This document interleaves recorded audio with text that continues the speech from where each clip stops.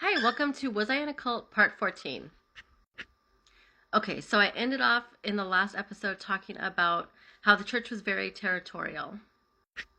I was new in the church and I hadn't yet gotten into a Bible study or anything. I had just been coming faithfully for maybe 2 or 3 weeks. So I was going to the youth service on Wednesday, prayer service on Friday, and then the Sunday morning and night services. To me, that was enough. I mean, I originally started going on just every Wednesday. And then once I started going every Wednesday, people were like, why don't you start coming on Sundays? And I was like, yeah, I was thinking about it, but usually on my weekend, it was kind of like I just wanted to chill at home. Um, but I was like, yeah, I guess I should start coming. And so, of course, I started coming to Sunday morning. And then when I was there Sunday morning, they're like, we have a night service too, so you got to come back at 6. So I was like, wow, this is a lot of church. It was becoming a huge commitment, and I was not really into committing myself to anything, really, to be honest. I mean, I was 18 turning 19. I kind of just was all over the place. I wanted to do all kinds of things and go all kinds of places. Like, I mean, sometimes I had things to do on the weekend. I didn't want to like go to church or something. Like I wanted to go do an event or go hang out with certain family or friends or something like that. I don't know. I was pretty flighty when I was like that age. And so settling down was something that I wasn't ready to do automatically.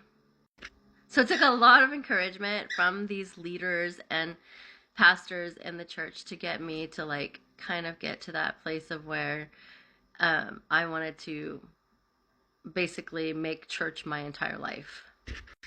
I mean, our church was so busy doing church that I don't think we even had time for God, to be honest. At home, I was reading my Bible, I was praying a lot, and I was wanting to know God more and, just kind of like pray and learn everything I could and read the Bible as much as I could. And the church was just like asking and requesting for me to do more. Like, it was like everything that I was doing was not enough. So at the time, there were so many Bible studies within the church, and I had like so many people come up to me and be like, "Come to our Bible study." And I don't know how many. It was just like everyone was encouraging me to go to theirs, and I didn't know which one to go to because there was too many offers and stuff. You know what I mean? And I don't know how, but I ended up going to this one Bible study that I committed myself to every Tuesday, and it happened to be the pastor's daughter and her boyfriend was the Bible study leader, and so it was their Bible study. So I started to hang out with them and started going to their Bible study, sort of on every Tuesday, right? And at the same time, I don't know how I got into it, but I know that I was approached by another ministry called the Follow Up Ministry, and that was a ministry where you have these cards from whenever somebody comes to church to an event, and they fill out a card that they were there for the first time, and it has their phone number on them, and we're supposed to call them, follow up with them, and invite them to church. So somehow, I think this happened because I met this one youth leader named Pam, and she had a boyfriend, and he was over this follow-up ministry. And I don't know how we just started talking, and somehow I guess I was just invited, of course, and I was a little interested in calling people and inviting them to church, so I started going to that too. That was on Mondays. So this was my schedule totally filling up. So on Monday I was going to follow up, on Tuesday I was going to Bible study, on Wednesday I was going to youth, and Thursday was like my free day for a minute, I guess. And then Friday it was like prayer night. And then Saturday, they would always have an event, like some kind of an evangelistic event going on. And like they would have rallies and stuff like that. And they called them rallies, where we would go with a big, huge group, maybe into a whole neighborhood. And we would go in there with bullhorns, and we would like go in and evangelize to people and like tell our testimonies on this bullhorn really loud down the street We just look like a bunch of crazy people. Seriously. But when you're like slowly getting into this, like this is like what you're taught. This is you're taught that you're supposed to spread the good news and you're supposed to evangelize. And so it didn't seem like it was crazy because like our whole church was doing it. And I mean, now when I look at it from the outside, like there's been times where I'll see this happening now and I'm like, that's freaking nuts. You know what I mean? Like, what are they doing? Like, nobody's listening to them. Nobody cares. Everyone thinks they're crazy. Nobody's hearing anything they have to say. They just feel like someone's yelling at them through a bullhorn, and sometimes it's just scary. Just plain and simple scary.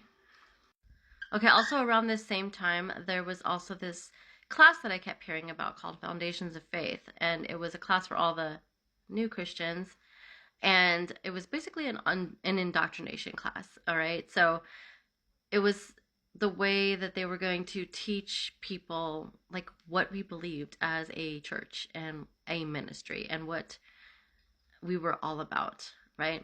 And it was very ministry focused and very like, it wasn't so much teaching you all these things about God as it was teaching you things about how we do ministry in this church.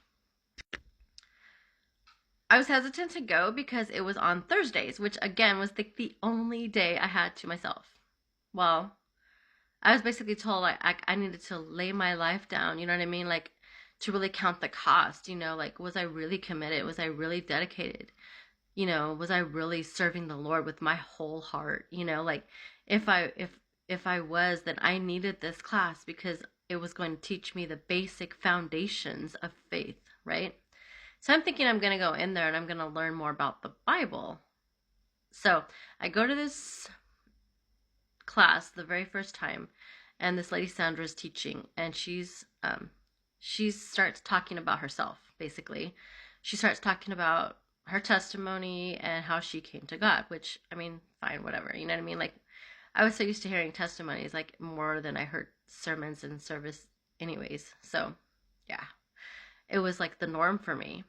Not the norm for every church, but for cults, this is very, very much a red flag. This is something that you should be looking out for. If you go to church and they're talking about themselves instead of the Lord, then there's a problem. I mean, I'm not saying you can't tell your testimony because that's fine, but I think the whole entire first class was this woman talking about her testimony and how she came to God, which is fine. You know what I mean? Anyways, I do remember she's very charismatic and very convincing and very persuasive as well. And there was something about her that kind of stuck out to me. And I had been told multiple times by that time that I needed to get under someone, like to have someone disciple me, right? And I had multiple people come up to me talking about they were going to disciple me. And I was like, no, I'm good. You know what I mean? Like, I don't, you know, I never really made that commitment to get discipled by anybody specific. But for some reason, I felt like I wanted this woman to disciple me. Because, like, I felt like she kind of came from where I came from. Maybe she could understand me a little bit more than some of these other people that had came up to me to ask me if they could disciple me. Which, to me, it's, like, weird. Like, I mean, I feel like that should be more of a natural process. Like, you know, like, I should just get to know people and then as time goes on, you know, like I was like, am I not being discipled by my Bible study leaders? Am I not being discipled every time I go to church 6 or 7 days a week? Like, is that not discipleship? Like, what else can you do to disciple me and indoctrinate me? Like, I don't get it. So I remember walking up to this lady after the, you know, class was over, and I was like, hey, look, you know, I'm kind of new here, and I've been meeting some different people. I keep hearing that I should, you know, get discipled by someone, and so I was just wondering if you'd be interested in discipling me. And that's how it started, with getting into that indoctrination with this person. And I have a lot of stories to tell about that. So slowly but surely they got me in church every single day. And that's what a cult will do. They require more of your time, more and more, never enough. It's never enough, no matter how much